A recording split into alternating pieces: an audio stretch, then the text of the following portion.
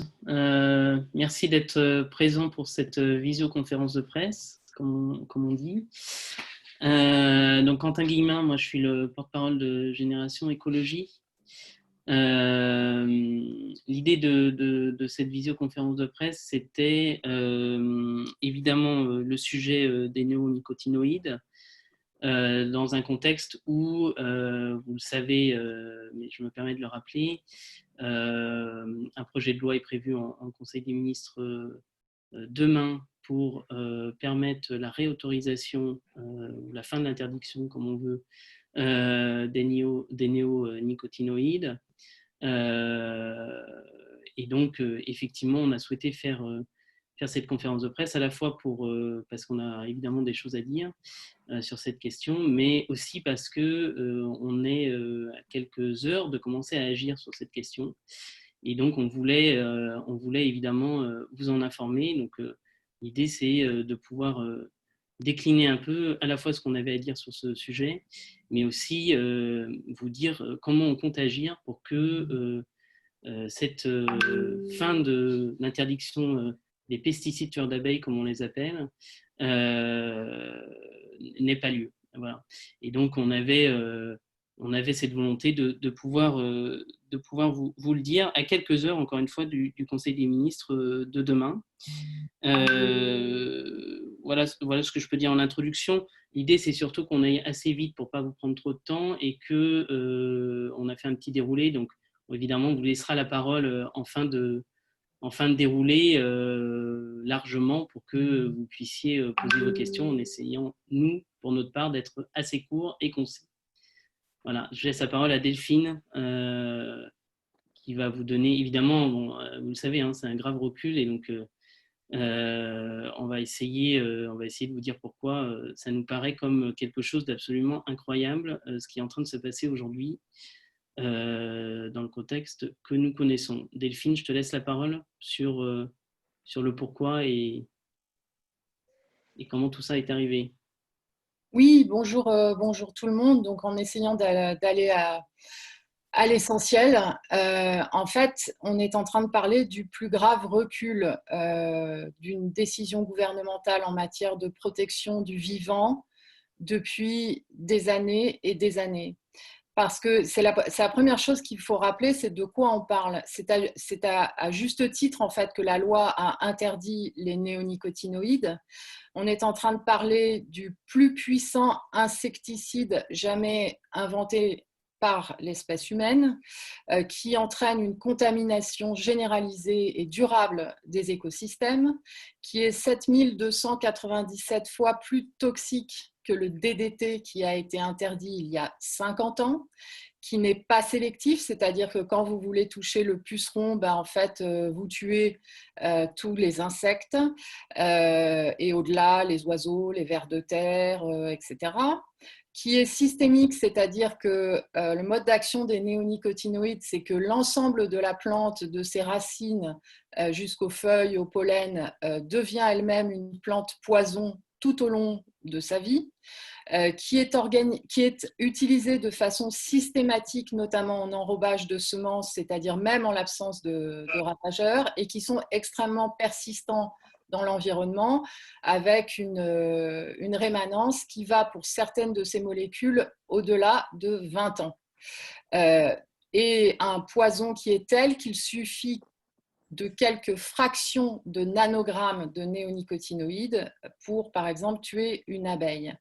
On est dans une situation où 85% des populations d'insectes ont été décimées en quelques années en France, où un tiers des oiseaux des champs ont été décimés. Ce sont des études qui ont été menées en particulier par la zone atelier du CNRS dans les Deux-Sèvres, et 1221 études scientifiques prouvent les impacts des néonicotinoïdes sur l'ensemble de la biodiversité et même pour certaines d'entre elles sur la santé humaine avec des effets neurologiques constatés. Donc, la première chose que je voudrais dire, c'est dénoncer l'obscurantisme du gouvernement et un projet de loi qui est en fait basé sur le mensonge. Le mensonge, c'est d'abord d'invoquer un problème de souveraineté alimentaire. Je rappelle que la France est largement excédentaire en production de sucre et que la moitié de sa production est exportée. Un mensonge parce que on nous dit c'est des dérogations où le produit, on va l'utiliser que 120 jours. En fait, pendant 120 jours, on va autoriser l'utilisation d'un produit qui laissera une toxicité pendant plus de 20 ans.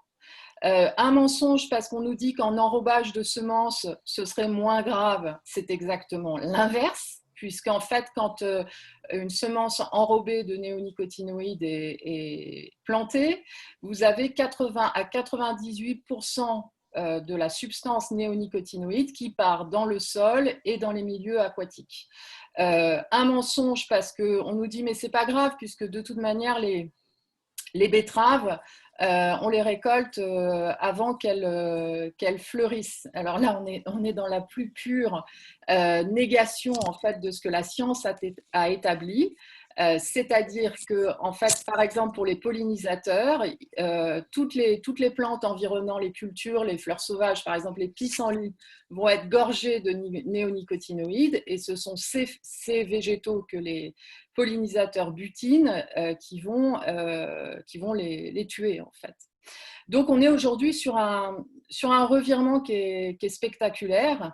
On peut rappeler la façon dont le président de la République lui-même, c'était le 1er septembre 2018, jour de l'entrée en vigueur de la loi, félicité de la loi interdisant les néonicotinoïdes. On est sur un spectaculaire revirement qui est totalement contraire au principe de non-régression du droit de l'environnement. Le principe de non-régression, c'est quoi? C'est de se dire qu'on est dans une situation telle aujourd'hui par rapport à l'accélération du changement climatique et à l'effondrement du vivant que la nation ne peut que faire marche avant en matière de protection de la biodiversité et l'environnement et jamais marche arrière.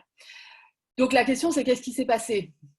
Et en fait, les arguments de l'industrie du sucre sont exactement les mêmes que ceux qu'ils avançaient en 2016, en Vous avez peut-être 2017, entendu lundi. en 2018, en 2019, pour obtenir une dérogation. Et nous apportons d'ailleurs les preuves de la constance de ce lobbying auprès des pouvoirs publics. Mais jusqu'ici, le gouvernement n'avait pas cédé. Et en fait, on est dans une situation, et c'est ce que nous voulons aussi dénoncer, où il y a une certaine façon de profiter de la pandémie, de profiter de la Covid-19 pour mettre en avant des arguments totalement fallacieux, parce que, par exemple, qui sont liés à une angoisse de pénurie de sucre qui est tout à fait hors de propos, et pour justifier ce qui est en fait un écocide que nous avons donc l'intention de combattre de toutes nos forces.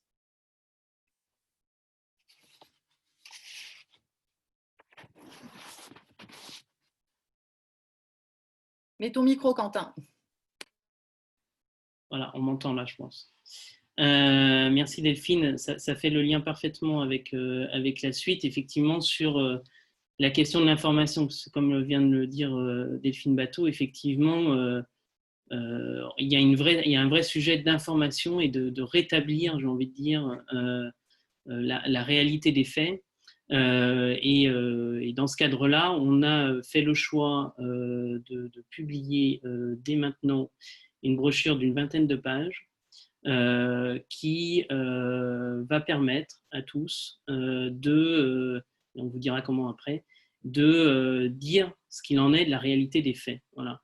Et donc là, vous voyez un aperçu à l'écran. Évidemment, tout ça, on vous l'enverra après la conférence de presse. Mais cette brochure de 20 pages, elle a pour objectif de redonner les arguments qui ont conduit finalement à son interdiction. Voilà, donc tout le monde avait bien conscience que ces arguments existaient au moment de l'interdiction.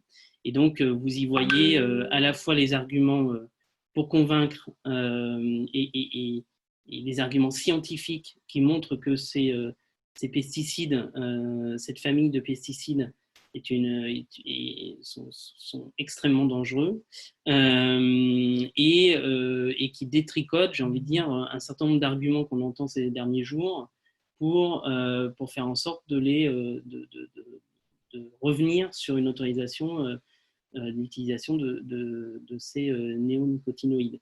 Voilà, donc on aura l'occasion de vous l'envoyer, donc je vais pas en dire beaucoup plus, mais c'est vraiment un élément essentiel. On pense que dans le temps qui reste avant que cette loi soit examinée au Parlement, il nous faut effectivement informer nos concitoyens, mais aussi tous ceux qui auront à prendre à un moment donné la décision de la réalité des faits, voilà, et de ce qu'il en est réellement. Et donc cette brochure, elle n'a pas vocation,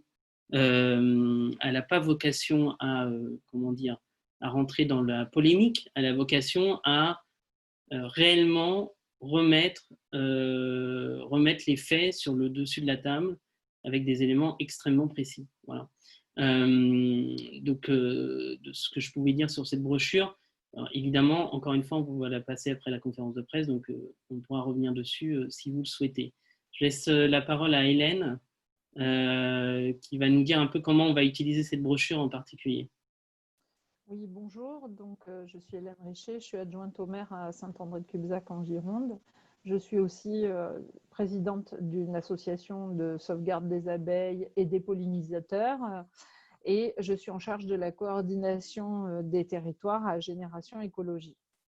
Donc, le gouvernement veut aller vite, on le voit bien. Donc, nous aussi, on s'est mobilisés et on va aller assez vite pour vous dire qu'on organise donc, comme le disait tout à l'heure Quentin, des réunions publiques dans la France entière, que ce soit dans des grandes villes comme dans des tout petits villages. Donc, nous aussi, on a la possibilité de mobiliser et c'est ce que l'on va faire en respectant les gestes barrières, bien entendu. Nous allons informer, échanger, mais aussi organiser des collectifs citoyens pour mener des actions et interpeller les parlementaires contre le retour des néonicotinoïdes. Donc, sont déjà prévues une vingtaine de réunions publiques, vont participer à ces réunions qui auront lieu sous forme de sous différentes formes, donc que ce soit en visio, en présentiel ou sous forme de rassemblement, des ONG, des associations diverses de protection de l'environnement, des agriculteurs, des apiculteurs aussi beaucoup et des médecins. Voilà. Je vais redonner la parole à Quentin. Merci. Merci Hélène. Peut-être pour vous dire également que en plus de ces réunions publiques, on lance dès ce matin, d'ailleurs on a fait ce matin, une invitation à l'ensemble des partis politiques démocratiques et des syndicats pour une réunion unitaire le 9 septembre qui nous permettra d'envisager effectivement des actions communes contre ce projet de loi. L'idée, c'est vraiment que, évidemment, de faire comprendre que l'enjeu, il dépasse le camp partisan. C'est évidemment un enjeu qui nous concerne tous, quels que soient nos engagements. Et on a besoin que tout le monde en prenne conscience et qu'effectivement, on a besoin tous d'agir là aujourd'hui sur cette question qui, encore une fois, dépasse le simple enjeu écologique, mais qui est, comment dire, ce qu'a dit Delphine au tout début, qui est un recul démocratique incroyable et un recul y compris par rapport à des avancées environnementales dont personne ne pouvait imaginer qu'elles soient remises en cause. Donc ça, c'est vraiment important. On pense que effectivement, de très nombreuses organisations peuvent agir et c'est cette volonté-là qui nous pousse à inviter l'ensemble des partis démocratiques, encore une fois, et des syndicats à une réunion le 9 septembre prochain. Donc la lettre est partie ce matin même et donc j'espère que nous serons nombreux à cette réunion le 9 septembre. Peut-être Delphine, tu voulais revenir sur la question des... Non, non, on peut passer à l'échange peut-être pour... Eh bien, allons-y. Donc, qui souhaite poser une question?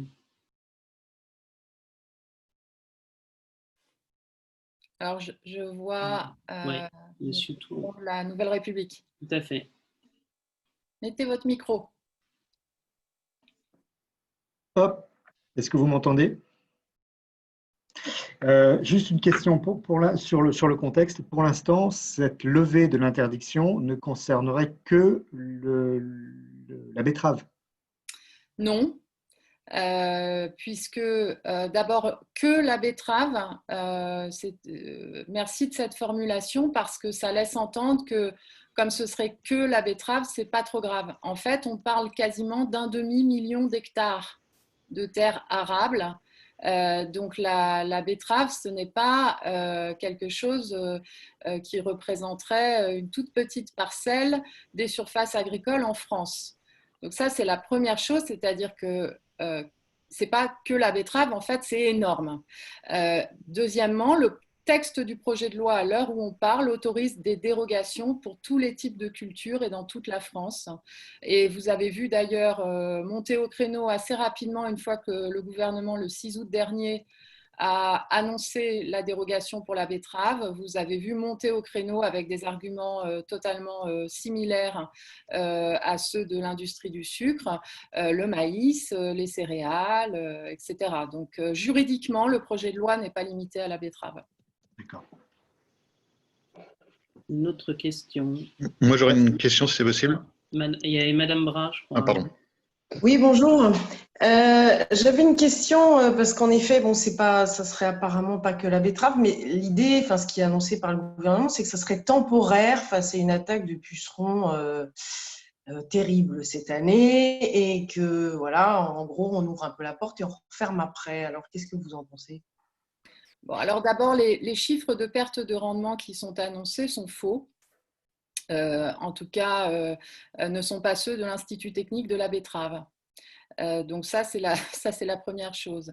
La deuxième, le temporaire en matière de néonicotinoïdes n'existe pas. Quand vous mettez des néonicotinoïdes, ils sont là pour des années et pour certains d'entre eux, des décennies.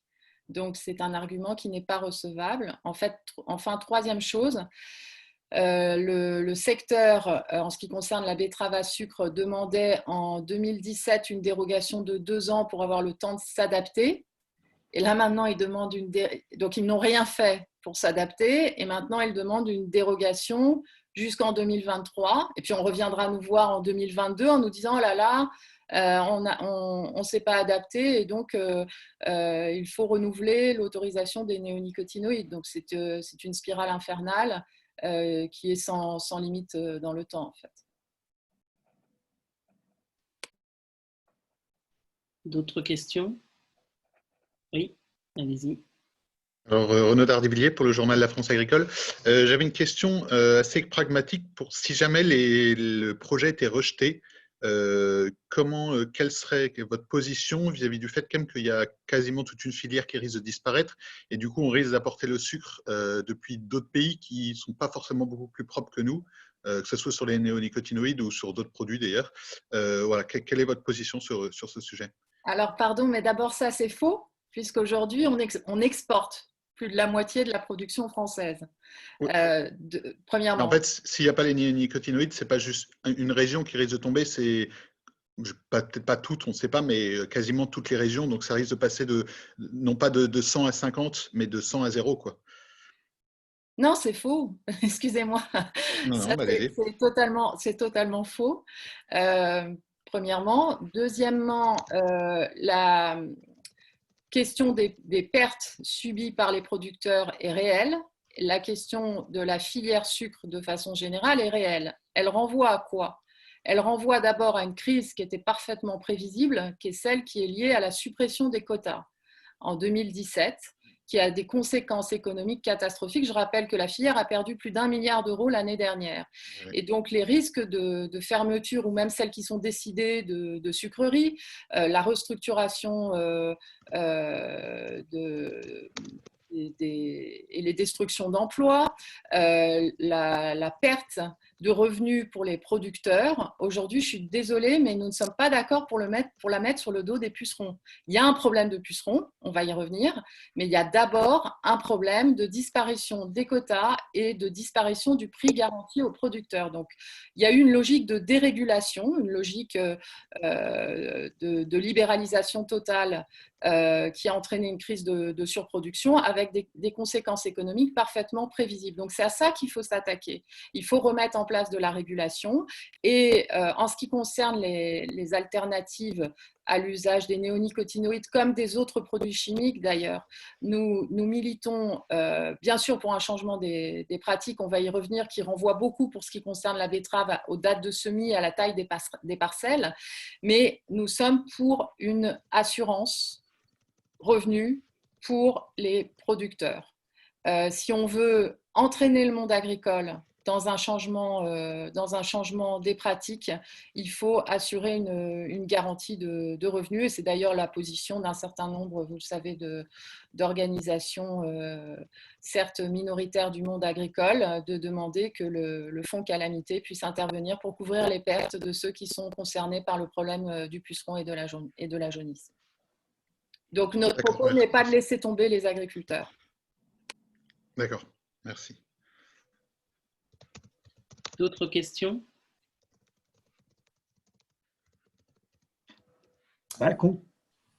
Concrètement, vous l'avez évoqué, mais donc si on ne pulvérise plus, qu'est-ce qu'on fait pour protéger les cultures?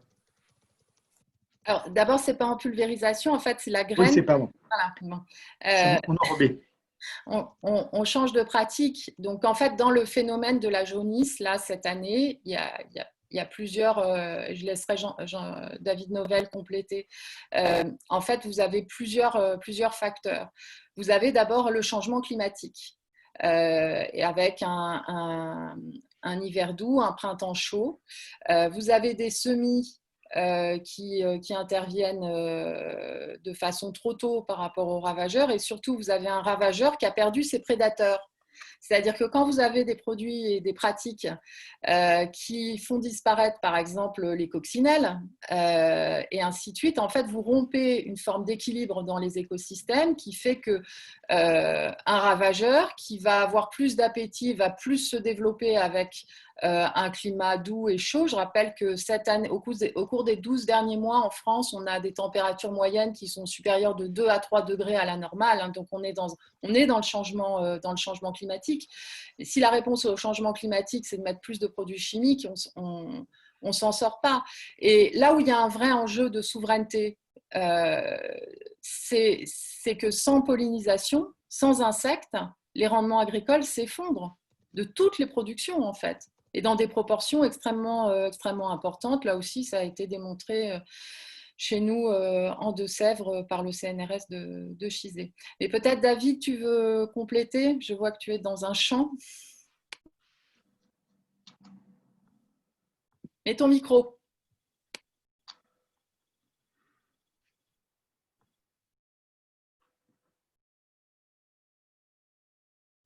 Voilà, je pense que vous m'entendez.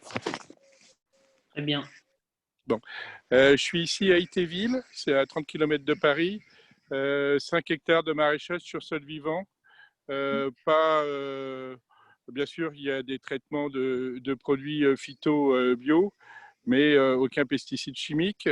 Pour répondre à votre question, pour réagir, la filière betterave, c'est l'une des plus importantes de l'agriculture française. Un demi-million d'hectares de cultivés, 26 000 planteurs, des instituts techniques les plus performants. Il faut savoir qu'un cultivateur de betterave, il est en lien avec l'Institut technique de la betterave pour, sur 10 mètres de parcelle, il peut réagir.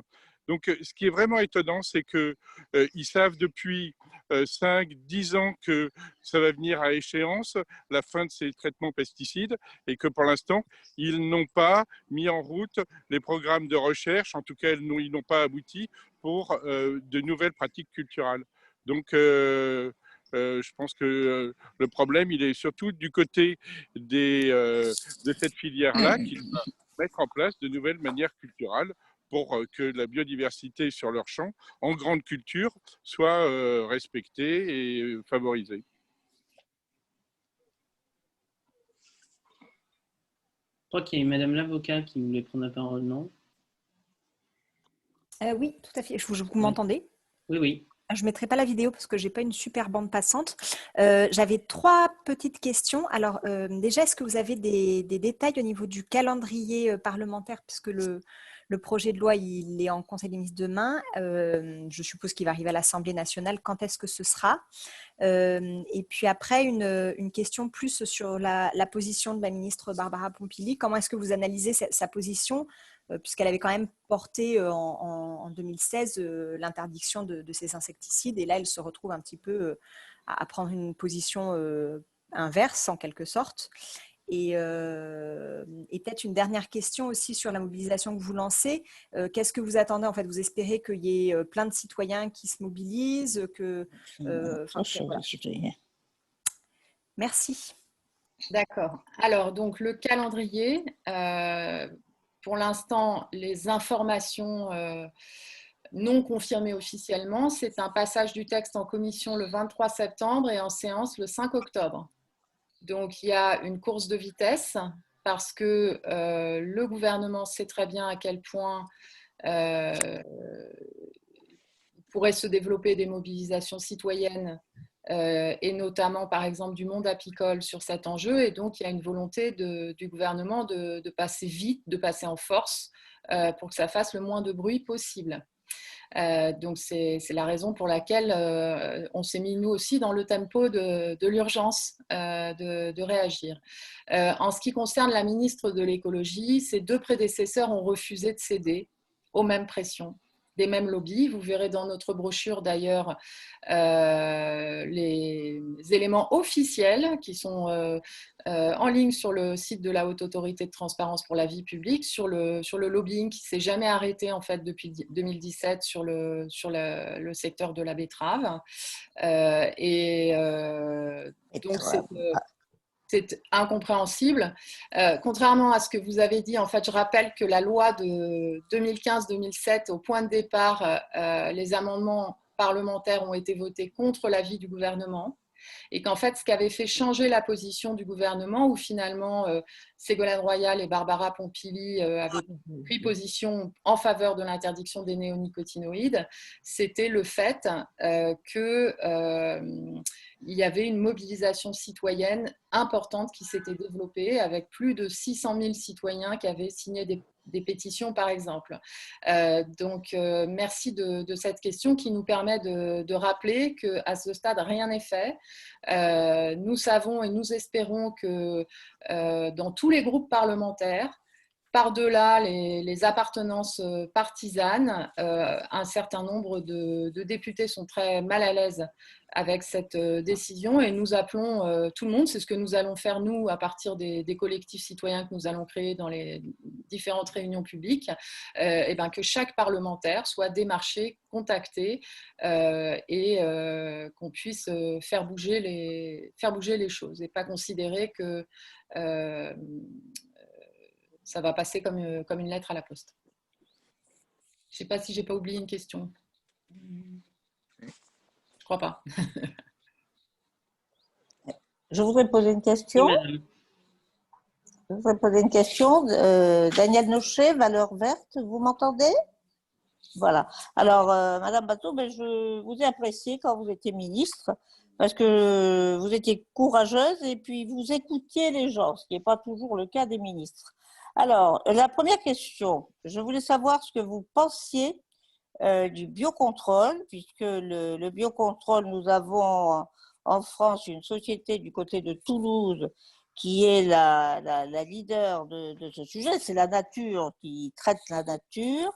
Et la deuxième question, quels sont les organismes scientifiques sur lesquels vous pouvez vous appuyer en France? Vous avez cité le CNRS de Chizé, mais je pense au CNRS Paris, l'ANSES, etc. Ou est-ce que vous sentez que leurs positions ne vont pas vous permettre d'apporter plus de poids à votre démarche? Voilà. Alors d'abord, le meilleur biocontrôle, c'est une biodiversité qui va bien. C'est un biocontrôle naturel. Donc, par exemple, si on reprend l'exemple de la betterave, la taille des parcelles paraît un facteur déterminant parce qu'en fait, si vous n'avez pas de haies et un parcellaire plus petit, que l'agrandissement qui a eu lieu au cours de ces dernières années, la diminution des rotations qui a eu lieu ces dernières années, vous supprimez les prédateurs des ravageurs. Donc ça, c'est le premier meilleur biocontrôle. Le deuxième, dans ce que j'ai lu récemment, en ce qui concerne la betterave par rapport aux essais qui ont été faits avec des larves de coccinelle, par exemple, ce qu'on nous dit, c'est que c'est beaucoup trop cher. Donc, il y a une vraie question aujourd'hui. Voilà, il y a une vraie question aujourd'hui par rapport aux solutions qui peuvent être apportées par le biocontrôle, qui est celle de leur accessibilité pour les productrices et les producteurs agricoles, parce que si ça reste à des tarifs prohibitifs, malheureusement, ce sera un frein majeur pour développer leur utilisation. En ce qui concerne les agences et les organismes de recherche, nous nous appuyons, nous, sur les 1221 études scientifiques que j'évoquais, qui sont du domaine de la chimie, de la toxicologie, mais aussi du domaine de l'agroécologie, et donc évidemment sur des chercheurs indépendants. En ce qui concerne les agences de l'État, je sais que en leur sein, elle ne recommandait pas en fait d'accorder ces dérogations. D'ailleurs, le ministre de l'Agriculture à l'époque, Stéphane Travert, avait refusé la dérogation en s'appuyant sur l'avis de l'INRA et de l'ANSES. Est-ce qu'elles ont, ces agences aujourd'hui, elles peuvent jouir d'une totale liberté de parole? Je n'en suis pas convaincue, mais en tout cas, bon nombre d'experts en leur sein ne recommandaient pas d'accorder cette dérogation. Alors, je voudrais ajouter quelque chose, si c'est possible, sur le biocontrôle. C'est vrai que c'est cher en matière de recherche, mais en particulier l'entreprise, qui est une entreprise française qui n'est pas une multinationale, arrive à proposer des prix tout à fait raisonnables. Et vous avez de grands acteurs industriels qui s'y mettent aussi. Donc, l'avenir sera à ce genre de solution. Mais il y a parfois, c'est la recherche et le développement, comme dans la pharmacie, qui sont difficiles à financer. Mais on a un champion en France, donc c'est quelque chose qu'il faut, et que des gens comme vous, qui sont des gens sérieux et honnêtes, vous pouvez bien sûr encourager. Voilà, merci. Merci madame. Je suis désolée, on va essayer de ne pas faire un dialogue parce que sinon, voilà. Est-ce que quelqu'un d'autre voulait poser une question? Oui, moi, vous m'entendez? Oui. Allô? Oui, bonjour. Antoine Corlet pour AF Info. J'avais deux questions. Je voulais savoir si vous aviez des contacts avec certains députés. Vous dites que vous voulez dépasser le camp partisan. Donc, voilà. Est-ce que vous avez déjà des contacts? Je note par exemple que Erwan Balanant, député Modem, a fait part de certaines critiques sur le projet de loi. Donc, première question. Et la deuxième, c'est est-ce que cette mobilisation prendra une autre forme? Vous évoquiez des pétitions, par exemple. Donc, est-ce qu'il y aura d'autres initiatives en parallèle des réunions publiques prévues dans les semaines ou les jours à venir? Merci. Alors, pour préciser, en fait, ce qu'on vous a présenté aujourd'hui, c'est ce que va faire Génération Écologie. Vous le savez que de leur côté, nous respectons leur indépendance. Un collectif d'ONG s'est aussi créé, et donc il faut que vous voyez avec elles ce qu'elles envisagent comme mobilisation. En ce qui concerne, sur le plan parlementaire, le groupe Écologie, Démocratie, Solidarité va prendre des initiatives, mais là aussi, ce n'était pas le but de la conférence de presse d'aujourd'hui de vous en parler, mais nous sommes en train d'y travailler, notamment avec en particulier Mathieu Orphelin et Cédric Villani, dans un esprit totalement transpartisan.